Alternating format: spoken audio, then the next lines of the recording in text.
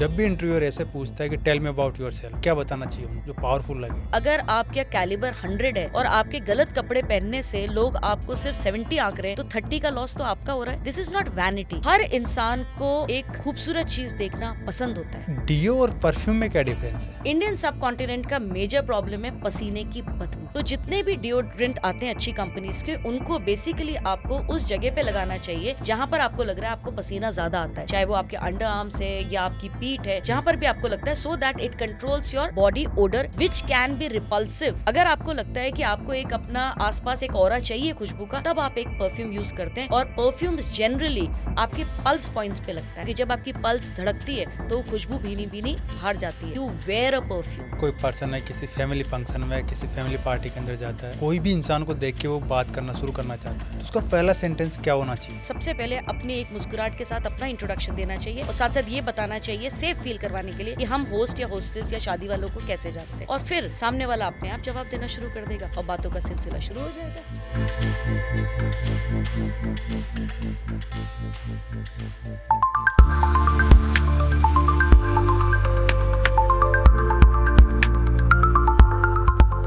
नमस्कार दोस्तों, आप देख रहे हैं द क्यूरियस माइंड शो। यहाँ पर हम हमारे माइंड में होने वाली क्यूरियोसिटी को एक्सप्लोर करते हैं।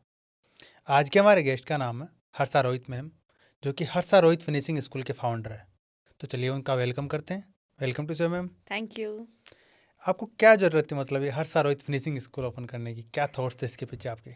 एक्चुअली फिनिशिंग स्कूल एक यूरोपियन कॉन्सेप्ट है। जिस स्कूल कॉलेज से मैं पढ़ी वहाँ पर मुझे पता चला कि अगर आपको सोसाइटी के अंदर एक परफेक्ट पर्सनालिटी के रूप में उभरना है तो आपको फिनिशिंग स्कूल जाना चाहिए। लेकिन उस समय जिस समय मैं पढ़ाई कर रही थी वो मेनली स्विट्ज़रलैंड में था, तो मैं वहाँ जा नहीं पाई। लेकिन मुझे ऐसा ख्याल आया कि क्यों ना इस तरह का फिनिशिंग स्कूल हम इंडिया में ही स्टार्ट करें कि किसी को कहीं बाहर जाने की ज़रूरत नहीं पड़े। तो इसलिए मैंने बॉम्बे से और लंदन से इसकी जाके ट्रेनिंग करी और एक फिनिशिंग स्कूल स्टार्ट किया। फिनिशिंग स्कूल का क्या मतलब है? जैसे हर चीज़ की फिनिशिंग से उसमें चमक आती है, वैसे इंसान की पर्सनालिटी की अगर फिनिशिंग की जाए तो उसमें चमक आती है। आपके टेक्निकल गुण कितने भी हों, लेकिन अगर आप अपने सॉफ्ट स्किल्स, लाइफ स्किल्स, ये सारी चीज़ें जो आपकी पर्सनालिटी को निखारती हैं, इनको भी सीख लें तो आप एक चमक के साथ अपने प्रोफेशनल और पर्सनल वर्ल्ड के अंदर उतरेंगे। तो फिनिशिंग स्कूल बेसिकली फिनिश करता है, चमकाता है आपकी पर्सनालिटी, मतलब पॉलिश करके निकालते पॉलिश हो। करके निकलता है। पर्सनैलिटी डेवलपमेंट के लिए कई लोग कोर्स करते हैं, तो उस कोर्स में क्या क्या ऐसी चीज़ें सिखाई जाती है जो आप जनरली सोशली रह के नहीं सीख सकते? देखिए, बहुत सारे स्किल्स होते हैं जो हमारे स्कूल और कॉलेजेस हमको नहीं सिखा पाते, क्योंकि इंडियन एजुकेशन जो सिस्टम है वो बेसिकली मार्क्स ओरिएंटेड है, या कोई हमको नौकरी मिल जाए जॉब ओरिएंटेड है। लेकिन उसमें हम ये भूल जाते हैं कि एज एन इंसान हमको डील करने के लिए क्या क्या गुण चाहिए, जैसे कि हमारे सॉफ्ट स्किल्स, कम्युनिकेशन हो गया, या इंटरपर्सनल स्किल्स हो गया, या आपका कॉन्फिडेंस लेवल हो गया। ये सारी चीज़ें हमको किताबी रूप में या पर्सनली हमको स्कूल में नहीं सिखाई जाती। तो पर्सनालिटी डेवलपमेंट के कोर्स में ये सारी चीज़ें सिखाई जाती है जो आपको पर्सनली और प्रोफेशनली कहीं पर कंफर्टेबल कर सके, या आप किसी भी प्रॉब्लम को भी आप कॉन्फिडेंटली हैंडल कर पाओ। क्योंकि मेनली लोगों को यही नहीं पता होता कि कॉन्फिडेंस, ऐसा बोल देते हैं सेल्फ कॉन्फिडेंस, लेकिन उन्हें यही नहीं पता होता कि सेल्फ कॉन्फिडेंस का मतलब क्या है। तो एक अच्छे पर्सनालिटी डेवलपमेंट इंस्टीट्यूट में ये सारी चीज़ें आपको सिखाई जाती है। अगर कोई पर्सन है किसी फैमिली फंक्शन में, किसी फैमिली पार्टी के अंदर जाता है, कोई भी इंसान को देख के वो बात करना शुरू करना चाहता है, तो उसका पहला सेंटेंस क्या होना चाहिए? क्या आप ऐसे बात करें कि वो अभी जानता नहीं है किसी को? हाँ, किसी को जानता नहीं है लेकिन वो बात करना चाहता है उससे। तो सबसे पहली चीज़ जो आइस ब्रेकर होती है वो होती है एक मुस्कुराहट। हम्म। तो वो उसको देख के मुस्कुराहट दे, और उसके बाद जाके उसको जनरली एक बात ऐसे ही बात करे कि मेरा नाम ये है, और मैं जो होस्ट हैं या होस्टेस है जिस भी शादी में है, मैं उनको ऐसे जानता हूँ। तो जब वो अपने बारे में जानकारी देगा तो सामने वाला अपने आप प्रेरित होता है कि वो अपने बारे में बताना शुरू करे। हम जनरली गलती जो करते हैं, अगर हमको बात करनी होती है तो हम जाके पूछते हैं आपका नाम क्या है, आप क्या करते हैं। वो एक इंटरोगेशन लगता है, मतलब वो एक ऐसा लगता है कि क्वेश्चनिंग हो रही है। इसके बजाय हमें सबसे पहले अपनी एक मुस्कुराहट के साथ अपना इंट्रोडक्शन देना चाहिए और साथ साथ ये बताना चाहिए सेफ फील करवाने के लिए कि हम होस्ट या होस्टेस या शादी वालों को कैसे जानते हैं। और फिर सामने वाला अपने आप जवाब देना शुरू कर देगा और बातों का सिलसिला शुरू हो जाएगा। और अगर वो फिर भी इंटरेस्ट नहीं ले तो ग्रेसफुली एग्जिट कैसे करे वहाँ से? उसको सिर्फ ये कह के एक और वापस मुस्कुराहट देते हुए कि it was nice meeting you, आप जा सकते हैं, कोई दिक्कत नहीं है। और कई बार ऐसे भी होता है जैसे किसी फैमिली फंक्शन में पहले मिले हुए लोग होते हैं अपने, लेकिन उनका नाम भूल जाते हैं अपन। तो सबसे पहले तो उनसे बात करना शुरू कर दें और बातों-बातों में कोशिश करें कि नाम याद आ जाए। और कई बार ऐसे होता है नाम याद भी नहीं आता, लेकिन आप मुस्कुराहट के साथ बात करते रहेंगे क्योंकि उनकी आपको बातें याद होंगी, आप वो बातें करते रहेंगे, तो आप ग्रेसफुली उधर से एग्ज़िट भी कर सकते हैं। बाद में जाके सोच लीजिए कि क्या नाम था। तो कुछ ट्रिक भी है ऐसी साइकोलॉजिकल जिसके थ्रू नाम याद रख सकते हैं? देखिए, या तो आप किसी चीज़ से उस उनके नाम को एसोसिएट कर लें हुँ, या राइम कर लें। जैसे अब मैं आपका एग्ज़ाम्पल लेती हूँ कि आपका हुँ, नाम श्री राम है, हुँ, तो मुझे ये याद रखने के लिए मैं इमीडिएटली अपने दिमाग में ना एक अयोध्या का सीन चला लूँगी और उससे इमीडिएटली मुझे याद रहेगा कि ओके, क्योंकि मैंने उसको रेफ़रेंस दे दिया कि इनका नाम श्री राम है। तो जैसे मैं आपको देखूँगी अगली बार तो मुझे अयोध्या याद आएगा और अयोध्या से श्री राम याद आ जाएँगे। हुँ। कई बार ऐसे होता है अपन बात करते रहते हैं लोगों से, तो दूसरे को इंटरप्ट किए बिना अपनी बात को कैसे रखें उनके बीच में? देखिए आपको ना कम्युनिकेशन की अगर हम बात करें या बात हुँ, करने की बात करें, दो तरह से बातें होती हैं। हुँ, मैं आपको थोड़ा सा जानकारी देती हूँ। कम्युनिकेशन को जब हम ब्रेक करते हैं, एक होता है वर्बल और एक होता है नॉन वर्बल। वर्बल का मतलब है जो आप सुन पा रहे हैं और नॉन वर्बल का मतलब है जो आप देख रहे हैं। तो जो आपने अभी क्वेश्चन पूछा कि बिना इंटरप्ट करे, हुँ, आप ध्यान रखिए कि जब भी कोई कंटिन्यूस बोल रहा है तो उसकी बॉडी लैंग्वेज और जो टोन होता है वो एक स्पीड पे रहता है। लेकिन जब भी कोई अपनी बात खत्म करने वाला होता है तो उसका टोन भी लो जाता है और उसकी बॉडी लैंग्वेज भी थोड़ी-सी ढीली होने लगती है। हुँ, वो समय है कि आप अपनी बात कहें। क्योंकि अगर आपने किसी को कंटिन्यूअस बोलते हुए इंटरप्ट कर दिया, तो वो आपकी बात को ना तो ढंग से सुनेगा और साथ-साथ आपको रूड भी मान सकता है। तो आपको कम्युनिकेशन में बॉडी लैंग्वेज पे भी ध्यान देना है कि कैसे आदमी जब लो जा रहा है, तो उस समय आप अपनी बात रख सकें क्योंकि वो वैसे ही खत्म करने वाला था। Then he will definitely not mind. कहीं भी इंटरव्यू देने जाता है कोई पर्सन, तो इंटरव्यू के टाइम पे उससे 30 सेकंड पहले क्या-क्या चीज़ें उसको याद रखनी चाहिए? कैसे प्रिपेयर करें अपने आप को? 30 सेकंड पहले तो कुछ प्रिपरेशन तो नहीं हो पाएगी, हुँ, लेकिन उसको डीप ब्रेथ्स लेनी चाहिए और थोड़ा-सा पानी पी के जाना चाहिए। हुँ, क्योंकि पानी से एक्चुअली आपका ऑक्सीजन और तरावट जो जाती है, वो आपको संतुलित करती है। क्योंकि हर इंटरव्यू से पहले कितनी भी तैयारी कर ली गई हो, तब भी आदमी नर्वस होता है। सो पहले जो 30 सेकंड्स है, उसमें पहले अपनी ब्रीदिंग पे काम करें, डीप ब्रेथ्स लें, जिससे पूरा ऑक्सीजन का संचार हो रहा है और साथ-साथ थोड़ा-सा पानी, आधे ग्लास से भी कम, वो पी के जाए, तो वो अपने आप को कंपोज़्ड महसूस करेगा। हुँ। बॉडी पोस्चर का कितना इम्पैक्ट पड़ता है? इंटरव्यू के दौरान जी, बहुत ज़्यादा इम्पैक्ट पड़ता है कैसे बैठना चाहिए? बिल्कुल स्ट्रेट बैठना चाहिए क्योंकि वो आपको, जैसे मैंने अभी थोड़ी देर पहले आपको बताया था कि कम्युनिकेशन दो हिस्सों में डिवाइडेड है, वर्बल और नॉन वर्बल। वर्बल मतलब जो सुन पा रहे हैं और नॉन वर्बल जो हम देख रहे हैं या टोन से असेस कर रहे हैं। तो जो इंटरव्यूअर होता है वो अपना पूरा ध्यान, मतलब मेरे ख्याल से 60 to 70% जो ध्यान है वो बॉडी लैंग्वेज पे देता है। वो डेफिनेटली आपकी बात सुनता है, आपकी वर्बल जो कम्युनिकेशन है उसको भी ग्रहण करता है, लेकिन नॉन वर्बली वो चेक कर रहा होता है कि क्या आप सच बोल रहे हैं, आपका कॉन्फिडेंस लेवल क्या है, या जो भी आप बात कर रहे हैं कोई बोगस बात तो नहीं कर रहे हैं, या आप कोई रटी रटाई तो बात नहीं कर रहे हैं। और ये सारी चीज़ें वो कैसे असेस कर पाएगा? आपकी बॉडी लैंग्वेज देख के। तो आपकी जो बॉडी लैंग्वेज, जो बैठने का तरीका है, वो बहुत कॉन्फिडेंट, स्ट्रेट और आपके चेहरे पर भी एक कामनेस होनी चाहिए, क्योंकि इंटरव्यूअर तो यही सारी चीज़ें जज करता है। तो जब भी इंटरव्यूअर ऐसे पूछता है कि टेल मी अबाउट योरसेल्फ, क्या बताना चाहिए उनको जो पावरफुल लगे? देखिए, मैं जनरली प्रोफेशनल्स को तैयार करती हुँ, हूँ, जैसे कि चार्टर्ड अकाउंटेंट्स, कॉस्ट अकाउंटेंट्स। तो मैं उनको जो तैयारी कराती हूँ, मैं उसके हिसाब से आपको बता देती हूँ। हुँ, देखिए, जब भी आप कभी इंटरव्यू देने के लिए जा रहे हैं, तो वो आपको प्रोफेशनली इंटरव्यू कर रहे हैं। तो इसका मतलब आपका प्रोफेशन, जो आपने पढ़ाई करी है प्रोफेशनली, वो इंपॉर्टेंट हो जाती है। तो अब मैं आपको बोल के बताती हूँ कि किस तरह से आपको अपना tell me something about yourself बताना है। सपोज़ अगर मैं एक चार्टर्ड अकाउंटेंट हूँ और एक इंटरव्यू के लिए जा रही हूँ और मेरा ये पहला जॉब है, तो उन्होंने पूछा tell me something about yourself, तो मैं डेफिनेटली मुस्कुरा के बोलूँगी, good morning sir, my name is Harsha Rohit and I am a recently qualified chartered accountant, qualified in 2026. I did my articleship from ABAFNA, wherein I handle statutory audit, cost audit, apart from that tax audit, and various taxation work along with transfer pricing. If I talk about my strengths, I would like to say that I have an ownership mindset, as well as I am very committed to whatever work I do, and I have a lot of team working abilities. Uh, if I have to speak about my hobbies, I like reading books and especially biographies. Coming to my family background, I would like to say that my father is into business. He has a steel manufacturing tubes business, and my mother is an excellent homemaker. I have a younger sister who at present is pursuing her IIT. Thank you. अब ये जो मैंने बोला है, हुँ, इसको अगर मैं हिस्सों में बांटूं, तो सबसे पहले मैंने बताया कि मैं कौन हूं, क्योंकि वो प्रोफेशनली मुझे चार्टर्ड अकाउंटेंट की तरह इंटरव्यू कर रहे हैं, तो मैंने बताया कि मैं एक रिसेंटली क्वालिफाइड चार्टर्ड अकाउंटेंट हूं। फिर वो डेफिनेटली जानना चाहेंगे कि चार्टर्ड अकाउंटेंसी के दौरान जो प्रैक्टिकल काम था वो क्या था, वो मैंने उन्हें बताया कि मैंने कहाँ किया था, क्या क्या किया। ये जैसे ही मैंने उनको सेटिस्फाई कर दिया, क्योंकि ये अराउंड 30 सेकेंड से ज़्यादा नहीं होना चाहिए, तो ये मैंने सेटिस्फाई करने के बाद मैं इमीडिएटली अपनी पर्सनैलिटी पे ले गई कि मेरे अंदर क्वालिटीज़ क्या क्या है। क्योंकि ठीक है, मैं एक चार्टर्ड अकाउंटेंट हूँ, लेकिन मेरे पास क्या वो एक्सेप्शनल क्वालिटीज़ हैं जिस पे आप मुझे ले सकते हैं और किसी और को नहीं, तो मैंने उसकी बात करी। और उसके बाद मैंने अपनी हॉबीज़ भी बता दी। हॉबीज़ बताने के बाद मैंने अपना फैमिली बैकग्राउंड बताया। अब इसमें बहुत ज़रूरी है कि अपने फैमिली बैकग्राउंड को आप एंड में ही बताएं, क्योंकि बेसिकली वो सिर्फ जानना चाहते हैं कि आप किस बैकग्राउंड से। वो आपको असेस तो 70% आपके प्रोफेशनल क्वालिफिकेशन से और आपकी कैलिबर से या आपकी स्ट्रेंथ से करेंगे। तो एंड में मैंने एक छोटा सा डिस्क्रिप्शन दे दिया अपने फादर के प्रोफेशन का, अपने मदर के प्रोफेशन का, और अगर होम मेकर हैं तो मैंने एडजेक्टिव लगा के बताया कि she is an excellent home maker, क्योंकि मैं रिस्पेक्ट करती हूँ। साथ साथ मैंने अपने सिबलिंग्स का बता दिया। यहाँ पर जो नहीं बताना है, लोग जो डिटेल में बता देते हैं, वो अपने माँ बाप का नाम, बहुत डिटेल में जाते हैं। तो देखिए, वो इंटरव्यू कर रहे हैं 15 मिनट, आधा घंटा, उनके पास नेक्स्ट कैंडिडेट है, किसको याद रहेंगी ये सारी चीज़ें? तो पर्सनल स्टोरी नहीं बतानी चाहिए मतलब। डेफिनेटली नहीं। 30 सेकेंड्स का एक क्रिस्प बात करनी चाहिए।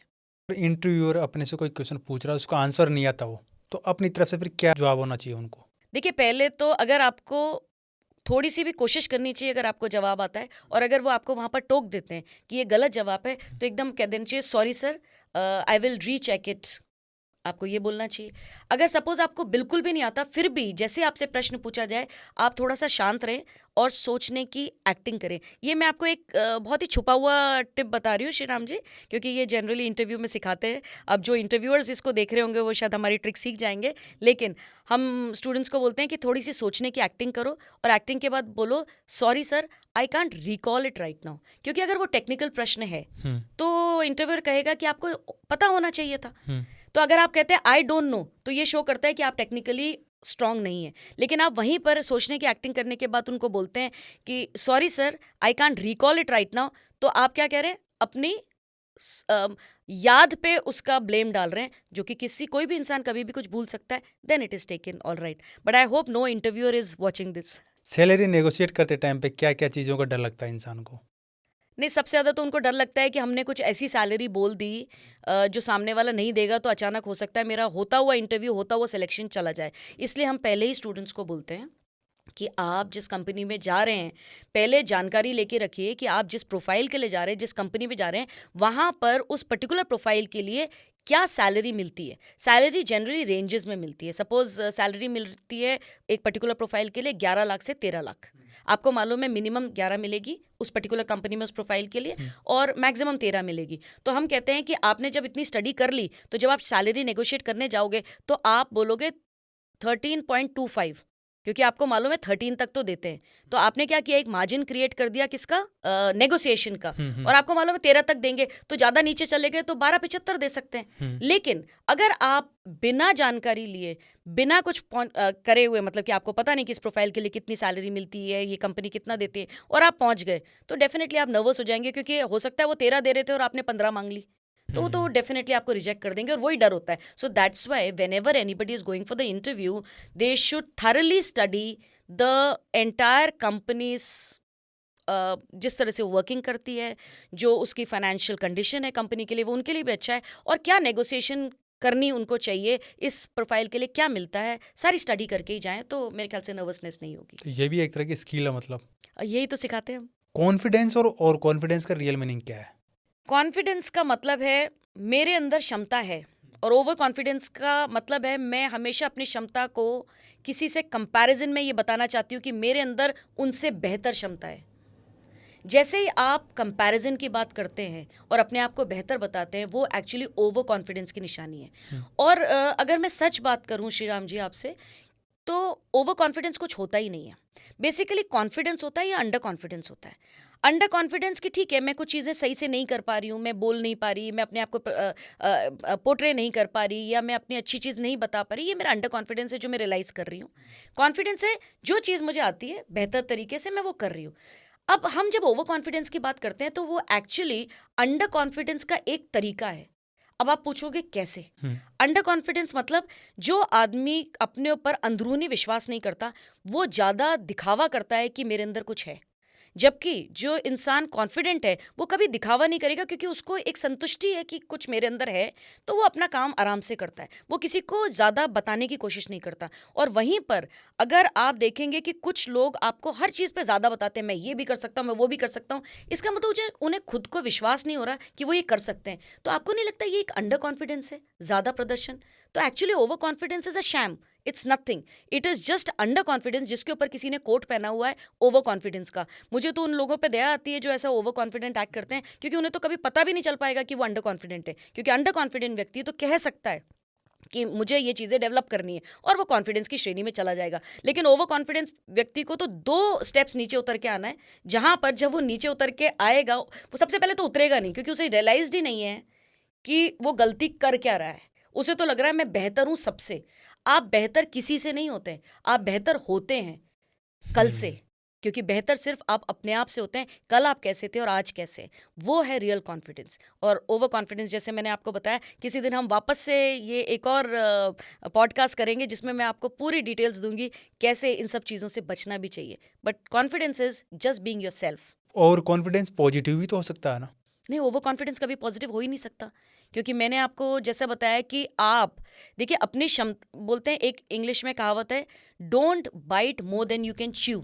इसका हम्म, मतलब है उतना मत काटिए जो आप चबा भी नहीं सकते। तो ओवर कॉन्फिडेंस व्यक्ति ये समझता है कि उसके अंदर ये सारी क्षमता है, और वो ऐसे काम करने के लिए चला जाता है जहां पर वो जब अपने स्किल्स लगाता है तो वो उससे कम निकलते हैं और वो वहां पर फेलियर हो जाता है। तो over confidence can never be good. कई बार प्रोफेशनल चैट्स होती है, ग्रुप की हो गई, व्हाट्सएप ग्रुप की, इन सब की, तो उसमें इमोजीज यूज करना चाहिए इंसान को या नहीं करना चाहिए? नहीं, मेरे ख्याल से तो नहीं करना चाहिए, क्योंकि हम्म, अगर आपने टाइप करते हुए कोई भी गलत इमोजी चला गया हम्म, तो लेने के देने पड़ सकते हैं। तो इट इज़ बेस्ट कि आप प्रोफेशनल उसमें इमोजीज को यूज़ करें ही नहीं। आप अपनी बात को नॉर्मल तरीके से एक प्रॉपर लैंग्वेज में, और वो भी ऑफिशियल या सेमी ऑफिशियल लैंग्वेज में लिखें। एक तो वॉइस नोट होता है, एक टेक्स्ट होता है, तो इनमें से कौन सा ज़्यादा इम्पैक्टफुल होता है? देखिए, ये डिपेंड करता है प्रोफेशनली। अगर आपके बॉस हैं और उन्हें कोई आपका लंबा कोई उनको मैसेज देना है और उनके पास समय कम है, तो definitely he can send you a voice note. Hmm, but उस आंसर के लिए अगर आपको एक शॉर्ट आंसर देना है तो हमेशा रिस्पेक्टफुली आपको टाइप करना चाहिए, क्योंकि वॉइस नोट जनरली वो लोग यूज़ करते हैं जिनके पास समय कम होता है, और वो हमेशा हायर हेरारकी के लोग होंगे। तो अगर आप लोअर हेरारकी के इंसान हैं और आपके पास समय है, तो इट इज़ ऑलवेज बेनिफिशियल कि आप टेक्स्ट यूज़ करें। ग्रूमिंग का मतलब क्या होता है? ग्रूमिंग का मतलब क्या, क्लीन शेव और मेकअप ये सब कुछ होता है, इसके अलावा भी कुछ और मतलब होता है? देखिए, अगर हम एक्सटर्नल ग्रूमिंग की बात करें तो हम्म, सबसे पहले मैं बात करूंगी साफ रहना, हम्म, हाइजीनिक रहना और प्रेजेंटेबल रहना। ग्रूमिंग का मतलब ये होता है। हम्म, ग्रूमिंग का मतलब कतई ये नहीं होता है कि आप बहुत सारा मेकअप लगा लें या बहुत सारे क्रीम्स लगा लें, लेकिन आप साफ लग रहे हैं, आपके कपड़े प्रेस्ड हैं, कपड़े फिटेड हैं, और साथ साथ आपके अंदर एक भीनी भीनी खुशबू आ रही है, बदबू नहीं आ रही, हम तो आप ग्रूम्ड हैं। आपने जो जिस ओकेजन पे हैं या जिस जगह पर है उसके अकॉर्डिंग आपने कपड़े पहन रखे हैं, तो आप ग्रूम्ड हैं। अगर आप 5 स्टार के अंदर निक्कर पहन के चले जाएंगे तो आप ग्रूम्ड नहीं है, लेकिन वही निक्कर पहन के आप पिकनिक पे जाएंगे तो शायद आप ग्रूम्ड हैं। तो wearing clothes which are appropriate for the occasion, clean रहें, कपड़े क्लीन हो, प्रेस्ड हो, फिटिंग के हों, तो मेरे ख्याल से वो ग्रूमिंग का हिस्सा है। तो इसमें भी मेल और फीमेल दोनों के लिए अलग अलग होता है क्राइटेरिया? हाँ, फीमेल्स के लिए थोड़ा-सा अगर लाइट मेकअप करें, ज़्यादा नहीं, लेकिन लाइट मेकअप ब्राइट लगने के लिए करें, क्योंकि काजल, लाइनर इस तरह से अगर लगा लें तो यू लुक ब्राइटर, आपके चेहरे पे एक चमक दिखे। और डेफिनेटली ग्रूमिंग आपके चेहरे की चमक भी होती है, जो कि क्रीम लगाने से, मुझे नहीं लगता सिर्फ क्रीम लगाने से आती है। आप अंदर कितने हाइड्रेटेड हैं, आप कितना पानी पीते हैं, आपकी स्किन कितना ग्लो करती है अंदर से, क्योंकि आपने अपने गलत नहीं खाते, सही खाते हैं, और अपने आप को अंदर से क्लेंज्ड रखते हैं, आपकी टॉक्सिसिटी नहीं है, आपके विचार ठीक हैं, तो आपके चेहरे पे एक हल्की सी मुस्कुराहट रहती है। ये सब ग्रूमिंग का हिस्सा है। बॉयज़ का डेफिनेटली मेकअप से नहीं है, लेकिन एक चीज़ जो मैं ग्रूमिंग में असेंशियल कहूँगी, क्योंकि ओजोन लेयर में छेद हो चुका है, तो मैं जो असेंशली कहूँगी कि सनस्क्रीन ज़रूर लगा ले, जिससे कि आपके चेहरे पे अननेसेसरी जो झाइयाँ पड़ जाती हैं या किसी भी तरह के मार्क्स सन से आ जाते हैं, वो ना आए, तो ये कंटिन्यूस कर सकते हैं। और ड्रेसिंग का सिंपल रूल क्या है? देखिए, ड्रेसिंग का सिंपल रूल है कि please dress according to the occasion. अब मैं आपको अगर इसको ब्रेक करके बताऊं, तो 3 ब्रॉड लेवल्स में ये ब्रेक होता है। पहले होती है कैजुअल ड्रेसिंग, उसके बाद होती है सेमी फॉर्मल ड्रेसिंग और उसके बाद होती है फॉर्मल ड्रेसिंग। अब अगर हम कैजुअल ड्रेसिंग की बात करें तो जब आप अपने फ्रेंड्स के साथ घूमने जा रहे हैं या किसी भी रेगुलर जगह पे जा रहे हैं तो आप कैजुअल ड्रेसिंग कर सकते हैं, लेकिन हाँ उसमें भी साफ कपड़े पहने, फेडेड नहीं होने चाहिए, फटे हुए नहीं होने चाहिए, इन सब चीज़ों का ध्यान रखेंगे। तो जैसे आपने जीन्स टी शर्ट पहन ली, वो कैजुअल ड्रेसिंग के अंदर आया, या आपने किसी भी तरह टी शर्ट या इस तरह की कोई भी चीज़ पहनी, वो कैजुअल ड्रेसिंग में, जो अपने फ्रेंड्स के साथ एक कैजुअल आउटिंग के लिए ठीक है।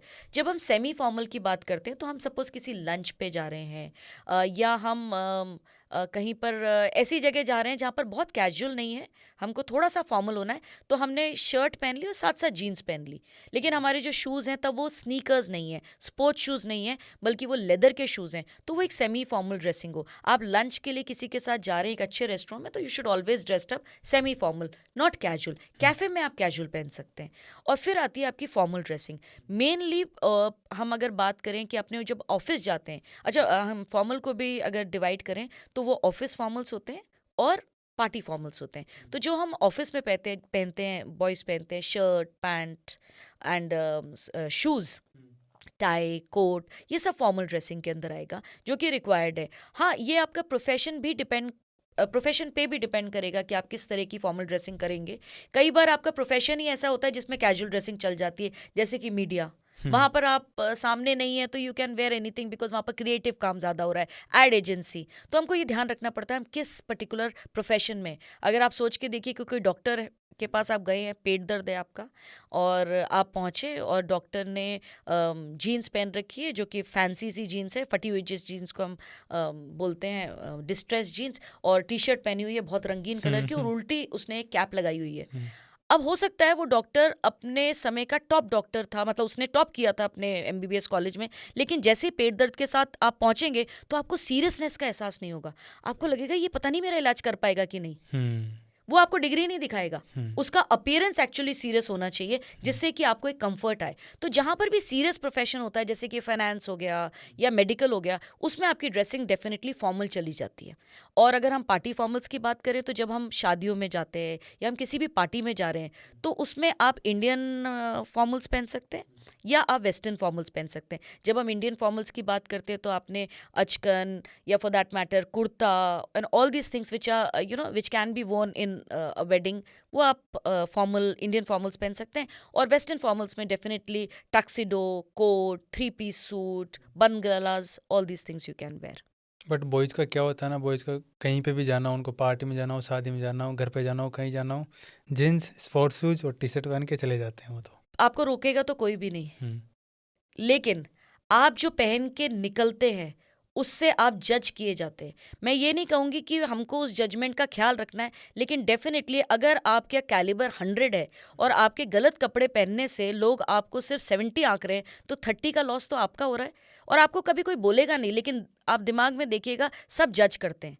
तो इसलिए हमको थोड़ी सी आइडिया अगर इस चीज़ का हो जाए, दिस इज़ नॉट वैनिटी। लोग कहते हैं अरे हम शेरों के मुंह धुलते हैं, ऐसे मैंने कई बॉयज़ से सुना है कि हमको क्या फ़र्क पड़ता है। नहीं, डेफिनेटली फ़र्क पड़ता है। हर इंसान को एक खूबसूरत चीज़ देखना पसंद होता है। अगर मैं आपको अभी एक क्वेश्चन पूछती हूँ श्रीराम जी, कि अगर आपके सामने एक कबूतर आके बैठे और एक मोर पंख फैला के बैठे, आप किसको देखना पसंद करेंगे? मोर को। क्यों? वो अच्छा लग रहा है।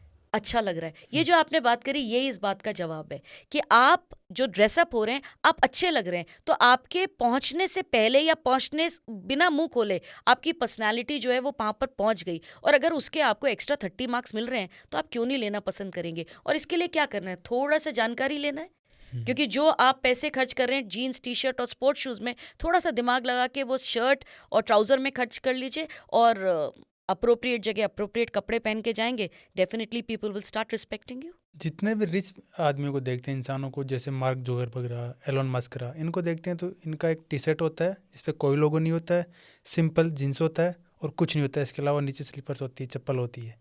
ये उस मुकाम पे पहुंच गए हैं जहां पर मेरे ख्याल से 0.5% पूरी वर्ल्ड की पॉपुलेशन पहुंचती है। इन्होंने अपने काम से इतना प्रूविंग कर दिया कि अब इनको वो इमेज बनाने की ज़रूरत नहीं है।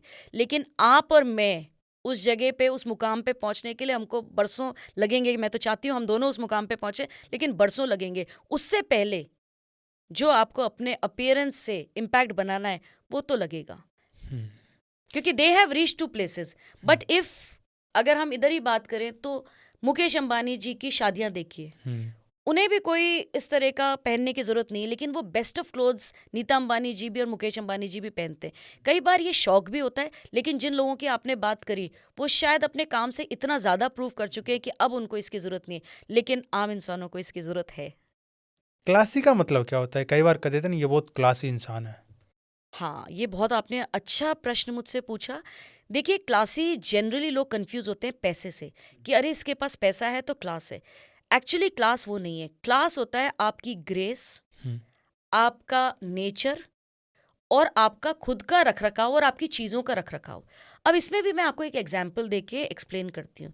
आपके पास एक दोस्त आया श्रीराम जी, जिसके पास BMW है लेटेस्ट मॉडल, और उसने बोला आपको कि मैं आपको आगे तक लिफ्ट दे देता हूँ, और आप बहुत खुश हो गए क्योंकि आप BMW में बैठ रहे हैं। लेकिन जैसे ही आप कार के अंदर बैठे आपने देखा कि कुछ कोको कोला के खाली कैंस पड़े हैं वहाँ पर, हम्म, जिसको हटाया नहीं गया।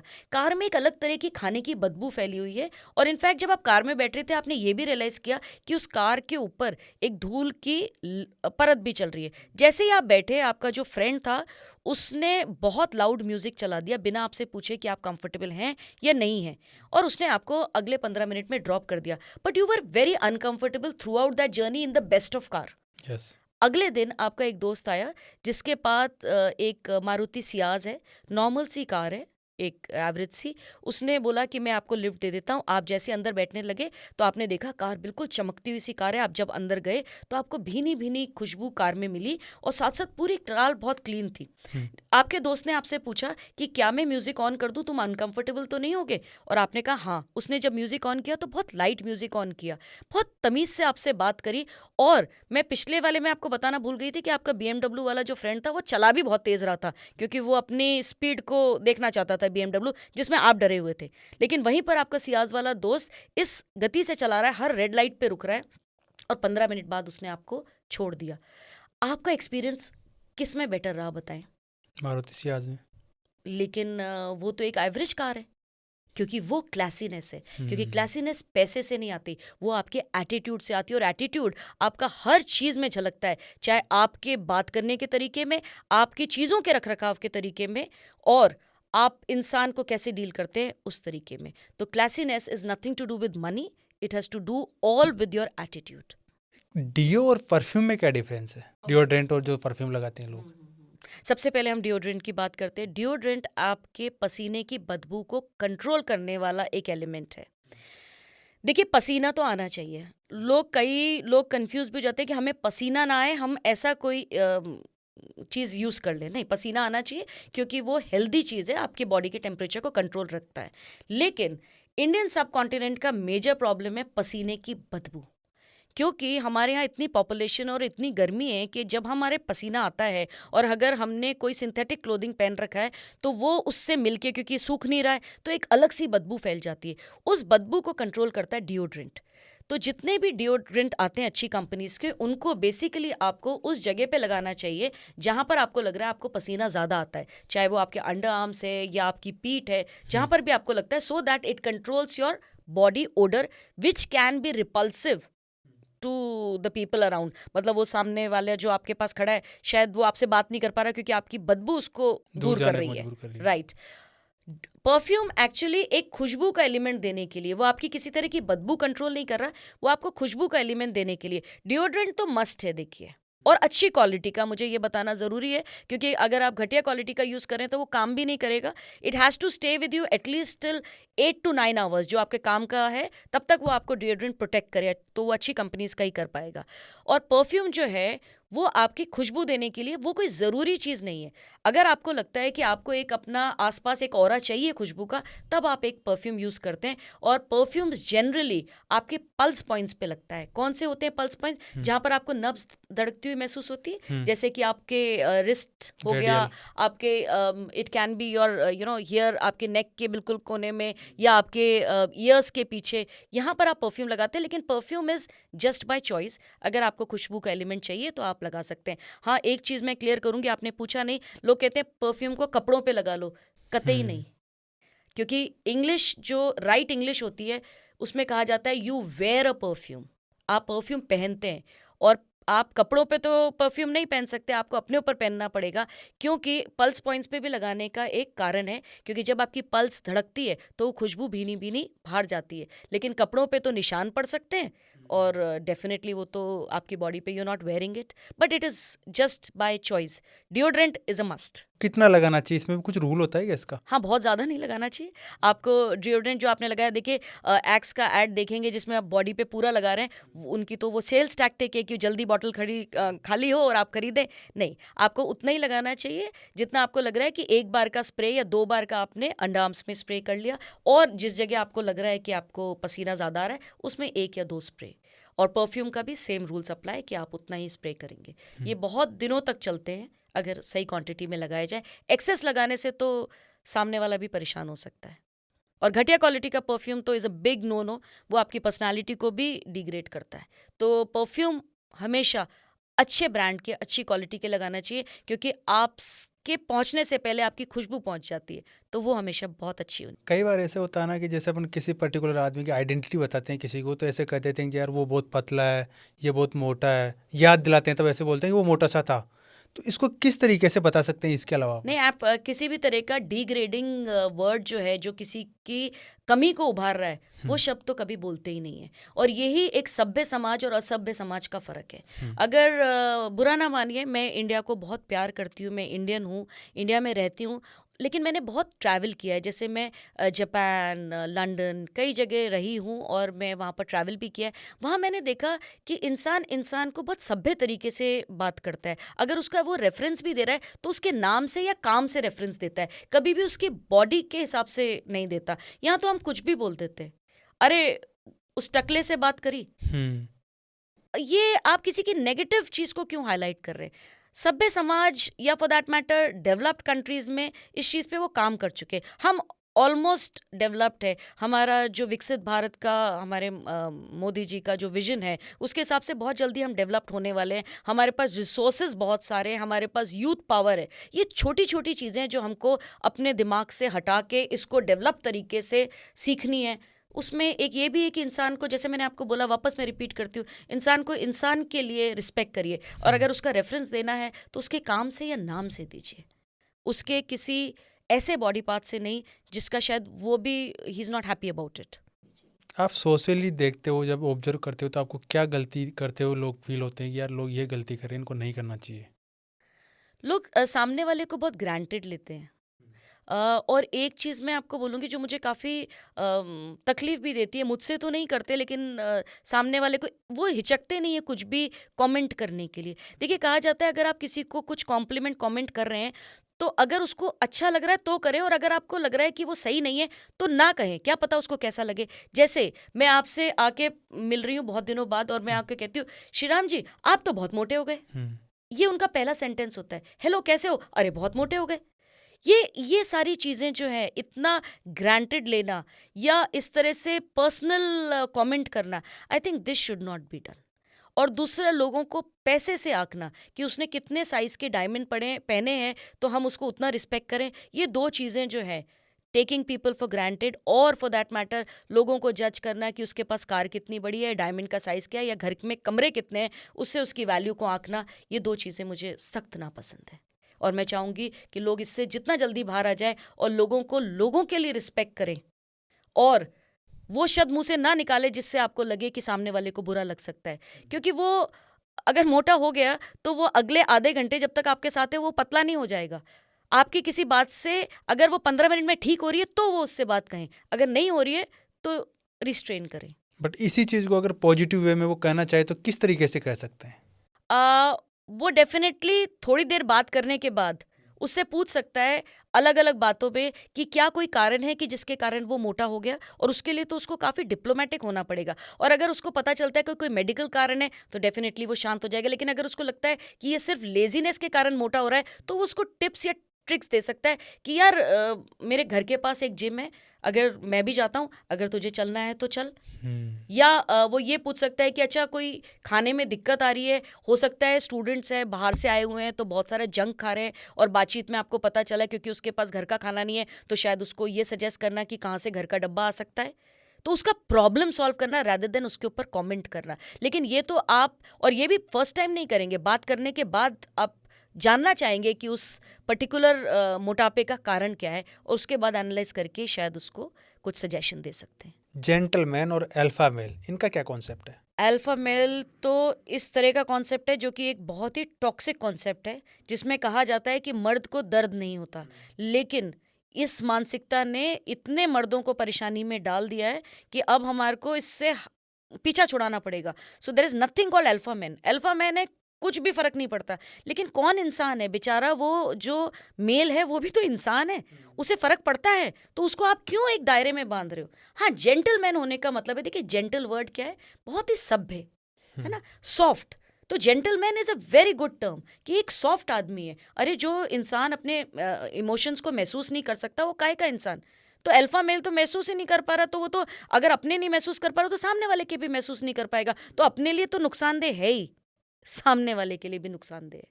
लेकिन एक जेंटलमैन अपने तरफ भी जेंटल है और सामने वाले की तरफ, और यही हमारे समाज का एक प्रतिरूप होना चाहिए। तो लॉन्ग टर्म के लिए इनमें से कौन सा सस्टेनेबल है ज़्यादा? अल्फा मेल तो कभी भी धाराशायी हो सकता है, क्योंकि धुरंधर मूवी बनती है, धुरंधर इंसान नहीं होता। लेकिन एक जेंटलमैन जिसको अपनी फैमिली भी देखनी है, उसको खुद को भी देखना है, उसको माँ बाप देखने हैं, उसको प्रोफेशनल लाइफ देनी है, वो तो एक अपने इमोशंस को महसूस करते हुए एक आम इंसान, एक नॉर्मल इंसान, एक क्या कहेंगे, एक खुश मिजाज इंसान की तरह वही लॉन्ग टर्म चलेगा, क्योंकि लोग उसे पसंद करेंगे और वो खुद को पसंद करेगा, क्योंकि वो सच्चाई से नाता रखता है, दिखावे से नहीं। अल्फा मेल इज अ दिखावा एंड जेंटलमैन इज अ सच्चाई।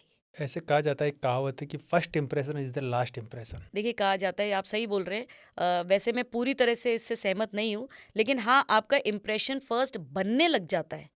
देखिए, जब भी कोई आपको देखता है, आप हमारे अंदर क्या 5 सेंसेस होते हैं, तो जब भी कोई आपको देखता है तो सबसे पहले वो कौन सा सेंस यूज़ करता है? अपनी आँखों का।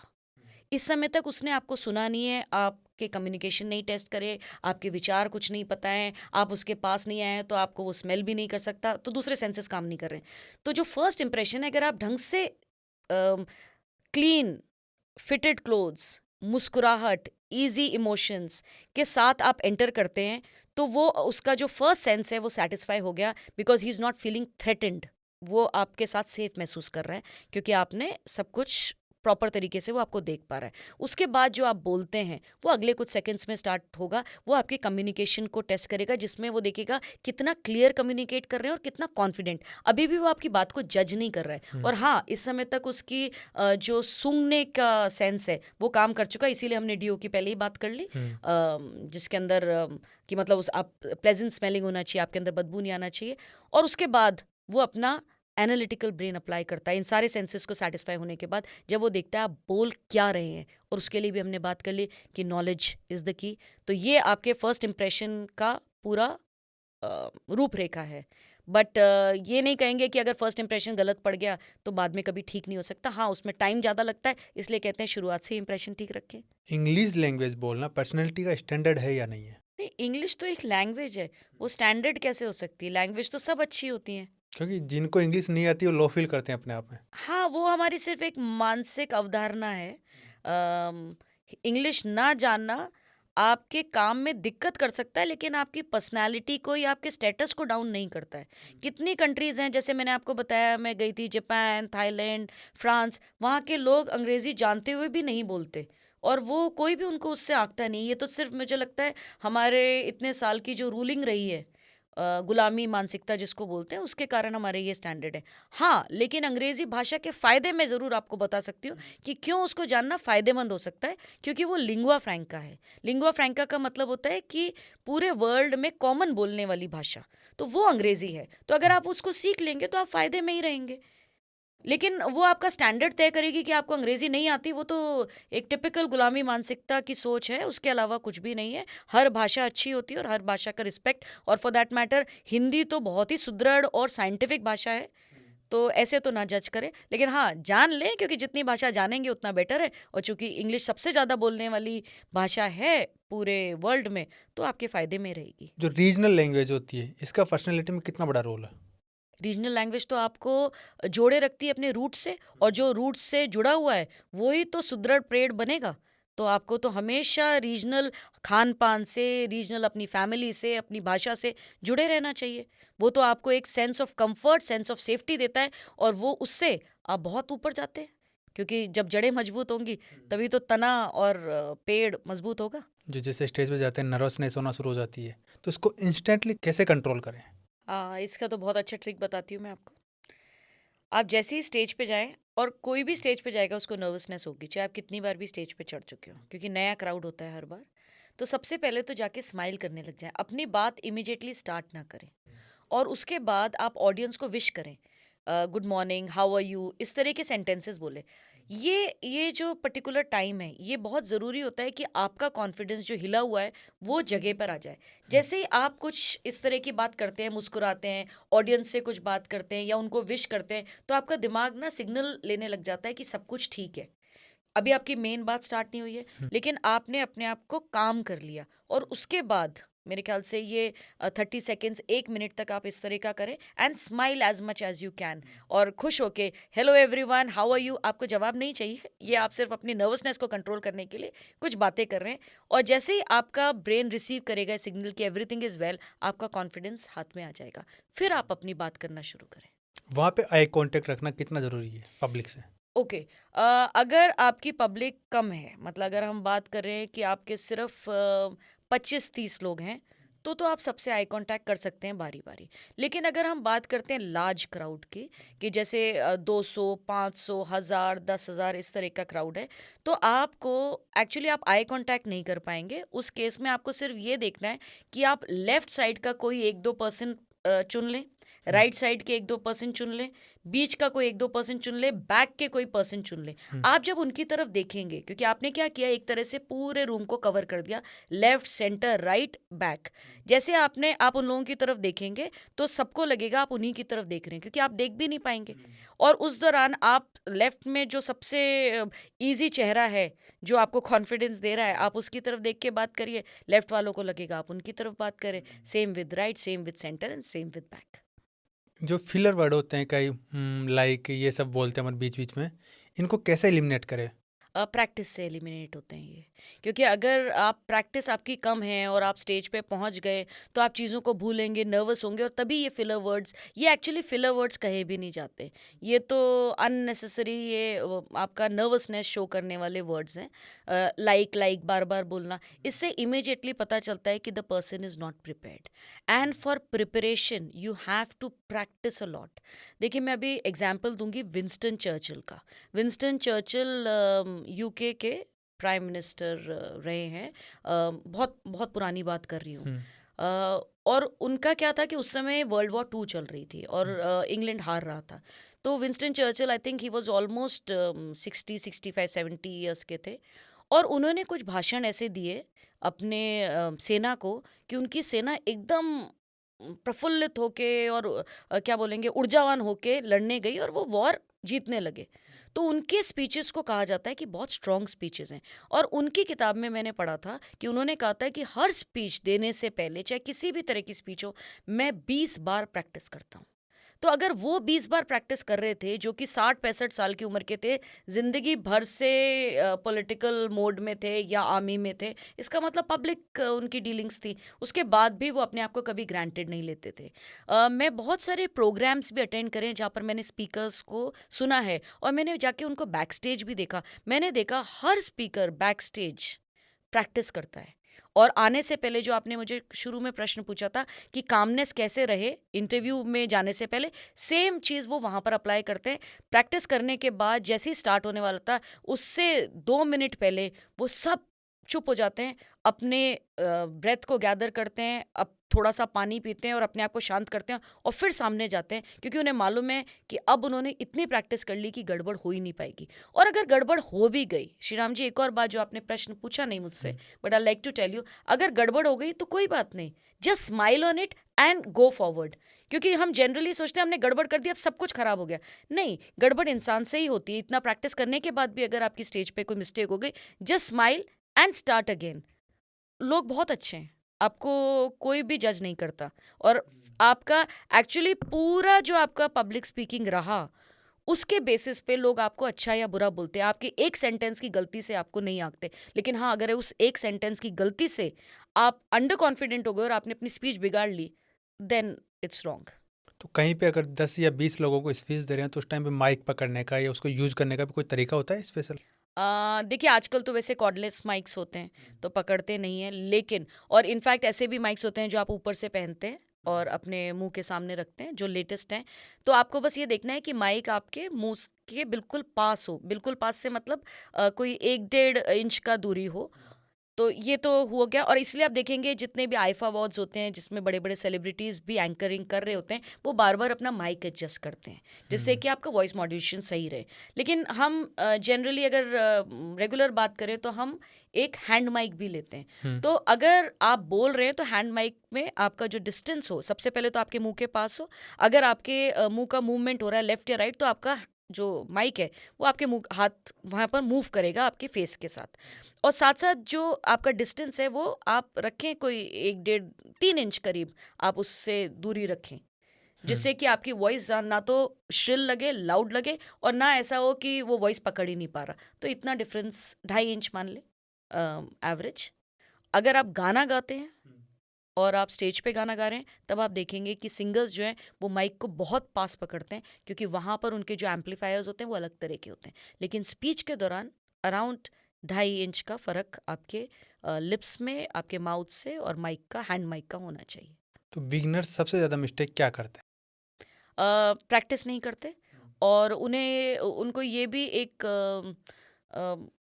मैं कहूँगी कन्फ्यूजन होता है कि जो बोलने वाले हैं या अच्छे पब्लिक स्पीकर्स हैं वो बॉर्न होते हैं। नहीं, बॉर्न नहीं होते। क्योंकि अगर हम अडोल्फ हिटलर की बात करें तो वो बचपन में हकलाते थे, हम्म। और उसके बाद उनकी जो स्पीचेस हैं सबने मतलब अगर देखी भी हो यूट्यूब पे, बहुत ज़्यादा मतलब प्रभावशाली हम बोलेंगे। तो ये प्रैक्टिस से आया। तो most of the beginners think कि हम प्रैक्टिस से तो कैसे होगा, अगर हम गलत बोल रहे हैं तो इसका मतलब हमारे अंदर है ही नहीं। तो ऐसा नहीं सोचना है, प्रैक्टिस कंटिन्यूसली करनी है। कोई भी इंसान एक अच्छा स्पीकर कैसे बन सकता है? नॉलेज से बोलना, आप क्या बोल रहे हैं उसकी तो प्रैक्टिस बाद में करेंगे, लेकिन जो कंटेंट बोल रहे हैं वो कितना प्रभावशाली है उस पे डिपेंड करता है। अगर मैं बात करूं डॉक्टर विकास दिव्य कीर्ति की, तो जो वो बोलते हैं वो ऐसा लगता है बिल्कुल सोना, क्योंकि उनके पास नॉलेज बहुत अच्छी है।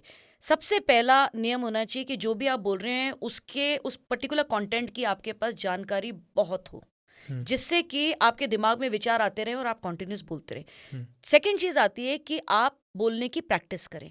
अब मैं जब आपको प्रैक्टिस बोलती हूँ तो इस समय तो हमारे पास कितने एआई टूल्स आ चुके हैं, जिसमें अगर हम रिकॉर्ड करके डालते हैं तो वो आपकी गलती भी बता देते हैं कि आप कहाँ पर गलती कर रहे हैं। और आप वो एआई टूल्स को नहीं भी यूज़ करना चाहते तो अगर आप अपने नॉर्मल रिकॉर्ड करके आप स्पीच दें, रिकॉर्ड करें, और फिर अपने आप को इवैल्यूएट करें कि आपने कैसी स्पीच दी अपनी रिकॉर्डिंग देख के, तो आपको अपने आप ही पता चल जाएगा आप कैसे गलती कर रहे हैं, और धीरे धीरे उसको इंप्रूव करते रहें। तो इसका मतलब मैंने आपको 2 बातें बताई। सबसे पहले जिस कंटेंट के बारे में बोल रहे हैं उसके बारे में अथाह इन्फॉर्मेशन होनी चाहिए या कलेक्ट करते रहें। सेकंड, बोलने का तरीका, और हर किसी का स्टाइल होता है। मैं थोड़ा ज़्यादा जल्दी बोलती हूँ, कुछ लोग धीरे बोलते हैं, लेकिन सबका एक स्टाइल है। वो एक अपना एक पर्सनल स्टाइल प्रैक्टिस से डेवलप कर लें, और आपका रिकॉर्डिंग आपको चेक करवा दे कि कहाँ गड़बड़ कर रहे हैं आप, आपको खुद पता चल जाएगा। या आपके कोई मेंटोर्स हों तो उनसे चेक करवा लें कि सर मैं कैसा बोल रहा हूँ, कहाँ मेरे को ठीक करना है, जिसका आपको लगता है कि बहुत अच्छी बात करते हैं या पब्लिक स्पीकिंग करते हैं। सो यही कुछ तरीके हैं। कुछ लोगों में ये नेचुरली गिफ्टेड भी होता है।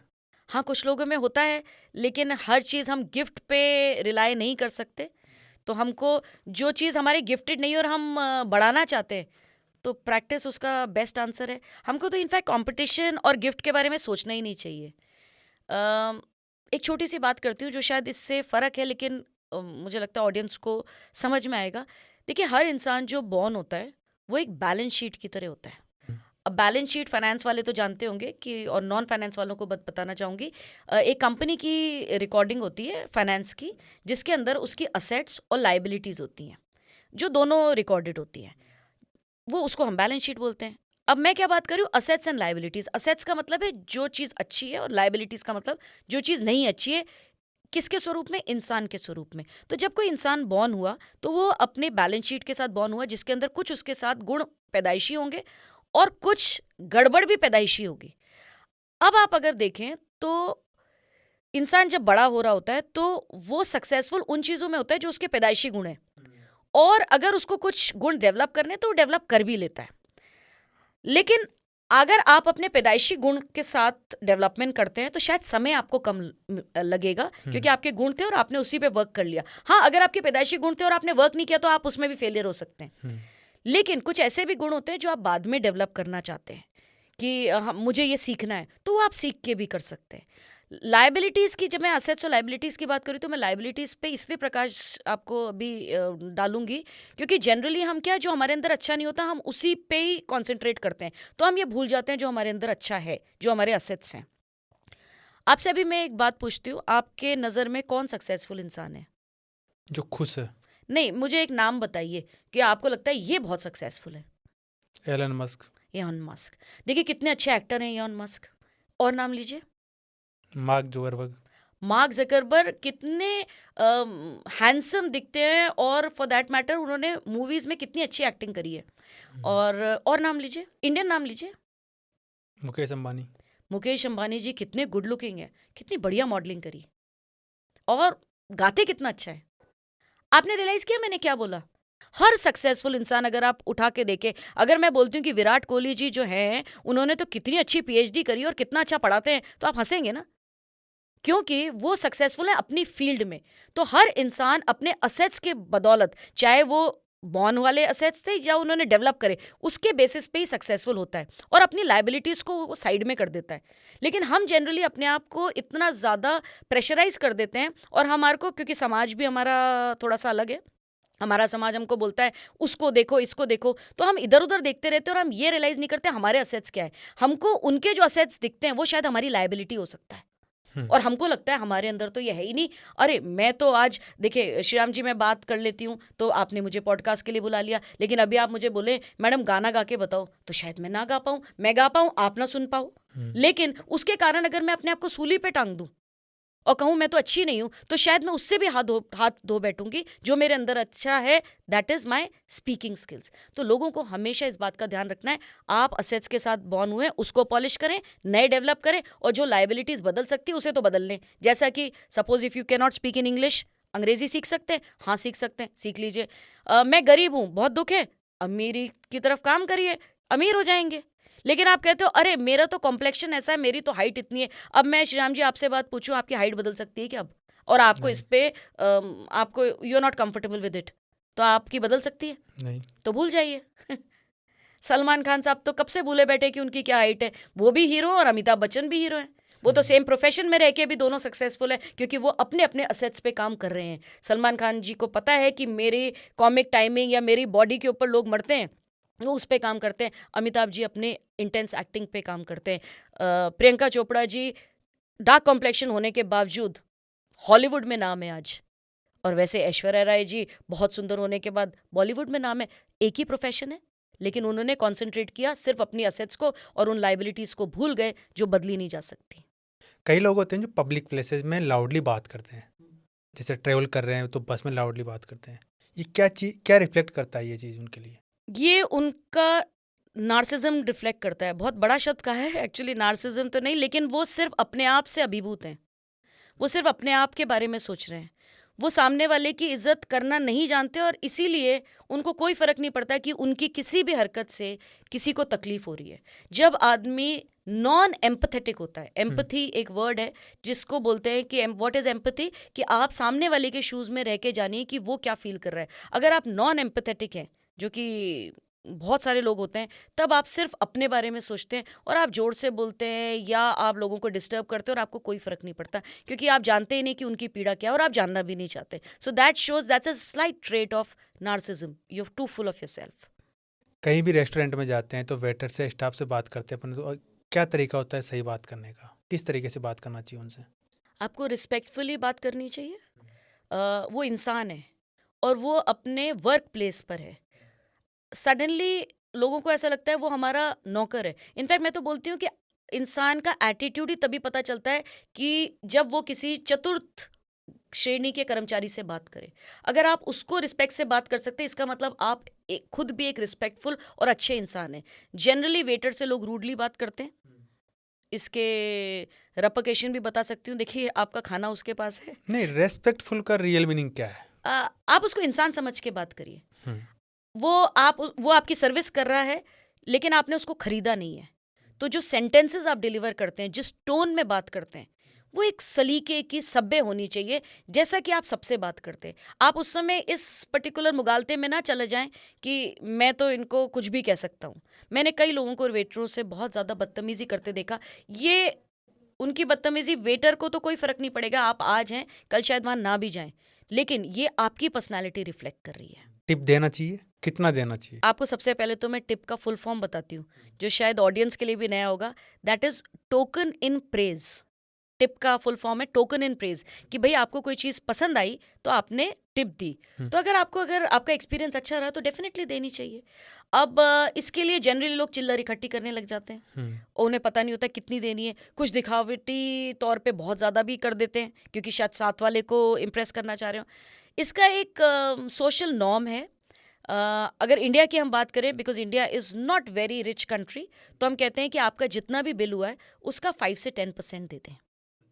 तो आपका सपोज अगर 500 हुआ है तो आप 50 या 25 रुपये दे दें, जो भी आपको लगता है, 25 से 50 के बीच में, 5 to 10%। अगर आप यूरोप या वेस्टर्न कंट्रीज़ में जाएंगे तो that goes as high as 15 to 20% also, क्योंकि वहाँ पर जो वेटर्स होते हैं वो जनरली पढ़ने वाले स्टूडेंट्स होते हैं जो काम कर रहे हैं, तो उनका नॉर्म। लेकिन हमारा इंडियन नॉर्म हमारी इकोनॉमी को देखते हुए, हमारी पॉपुलेशन को देखते हुए, हमारा पूरा फाइनेंशियल कंडीशन को देखते हुए, I think even 5 to 10% is no के thing, but that should be your bill amount, 5 to 10% of your bill amount. कई बार जैसे रेस्टोरेंट वगैरह में इन सब में जाते हैं तो डिनर टेबल पर अपन फ़ोन यूज़ करते रहते हैं, ये कितना डिसरेस्पेक्टफुल है? ये तो एब्सोल्युटली डिसरिस्पेक्टफुल है। अब देखिए, मैं आपको एक कॉन्सेप्ट समझाती हूँ छोटा सा। हम घर के अंदर 3 वक्त खाना खाते हैं, और उसकी जो सब्जी आती होगी वो मेरे ख्याल से 500-1000 रुपए के अंदर वो सब्जी आती होगी, जो कि पूरे हफ्ते चलती है, राइट? 3 वक्त खाना खाते हैं। अब हम रेस्टोरेंट में जाते हैं तो एक बार का हमारा जो खाना है, मैं आपको थोड़ा सा इसको लॉजिक से क्रिएट करके बता रही हूँ आंसर को।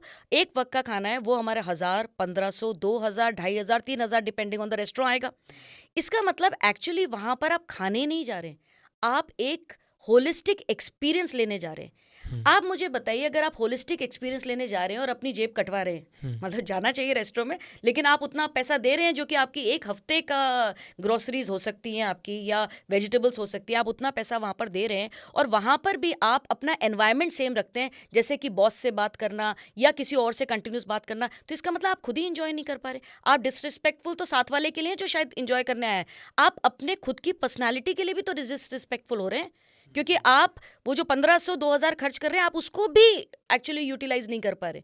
इससे अच्छा तो आप घर पे उस पैसे को यूटिलाइज कर ले करें, क्योंकि you go for an holistic experience, experiential experience, जिसमें आप एक्सपीरियंस कर सके खुशी। लेकिन अगर एनवायरनमेंट सेम होगा, वही फ़ोन पे बात सेम होगी, बॉस से झगड़ा या सबॉर्डिनेट से झगड़ा सेम चलता रहेगा, तो क्या खाना आया, किसके साथ गए थे और क्या एनवायरनमेंट था, सब कुछ वेस्ट हो गया। आपके टाइम के साथ साथ सामने वाले का टाइम, और साथ साथ ऑफकोर्स मनी भी।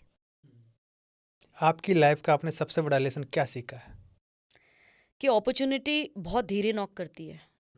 मेरी लाइफ के अंदर जितनी अपॉर्चुनिटीज़ नॉक करी, उसकी आवाज़ इतनी धीमी थी कि अगर मैं पहचान नहीं पाती या मैं उसको साइड में कर देती तो आज मैं वहाँ नहीं पहुँचती जहाँ मैं हूँ। और हर चीज़, एक और बात कहूँगी, हर चीज़ सिखाने के लिए होती है। बहुत परेशानियाँ भी जो ज़िंदगी के अंदर आती हैं वो भी आपको बेटर इंसान बनाती हैं, और बहुत खुशियाँ होती हैं वो भी आपको बेटर इंसान बनाती हैं। हम अपनी लाइफ को चूज़ नहीं कर सकते कि सिर्फ खुश रहे या हम सिर्फ दुखी हैं। ये पार्ट एंड पार्सल है रात के और दिन की जैसे। ये 2 चीज़ें मैंने गांठ बांध ली हैं, और ये मेरी सबसे बड़ी लर्निंग है, that everything happens for a reason and opportunity knocks very slowly. Be very very vigilant कि वो अपॉर्चुनिटी को आप ग्रैब कर पाएँ। पॉडकास्ट के एंड की तरफ चलते हैं। इस पॉडकास्ट के माध्यम से अगर आपको पब्लिक को कुछ एडवाइस देनी हो तो आप क्या एडवाइस देना चाहें? इस पॉडकास्ट के माध्यम से मैं सिर्फ ये एडवाइस देना चाहती हूँ कि आप खुश रहें, क्योंकि आप हैं। इसलिए खुश नहीं हो कि आपके अंदर इतने स्किल्स हैं। स्किल्स, पैसा, ये सब आते जाते रहते हैं, लेकिन जो इंसान खुद होके खुश है, इसलिए नहीं क्योंकि वो गोरा है, इसलिए नहीं क्योंकि वो अमीर है, वो इसलिए क्योंकि मैं हूँ। क्योंकि एक बात श्री राम जी आपसे पूछूंगी, और ये जो बात मैं कहने वाली हूँ उससे संबंधित है। क्या आपके फिंगरप्रिंट्स इस पूरी पृथ्वी पर किसी से मैच करते हैं? नहीं। तो जब भगवान ने आपको एक्सटर्नली अलग बनाया है, तो आप अपना कंपैरिजन किसी और से कैसे कर सकते हैं? तो इसका मतलब आपके इंटरनली भी आपके जो गुण हैं वो आपके हैं, और अवगुण हैं वो भी आपके हैं। तो इसी में खुश रहिए, क्योंकि आप सबसे अलग हैं। यही मेरी लास्ट सेंटेंस और यही मेरी एडवाइस है। थैंक यू मैम, आप पॉडकास्ट में अपना वैल्यूबल टाइम दिया आपने, उसके लिए बहुत बहुत धन्यवाद। थैंक यू श्री राम जी, आपने बुलाया। मैं आशा करती हूँ कि सारे हमारे व्यूअर्स को ये पॉडकास्ट अच्छा लगे, और मैं आपको भी बहुत बहुत शुभकामनाएं और बेस्ट ऑफ लक देना चाहती हूँ कि आप फ्यूचर में भी ऐसे अच्छे पॉडकास्ट करते रहें। Thank you ma'am. Thank you.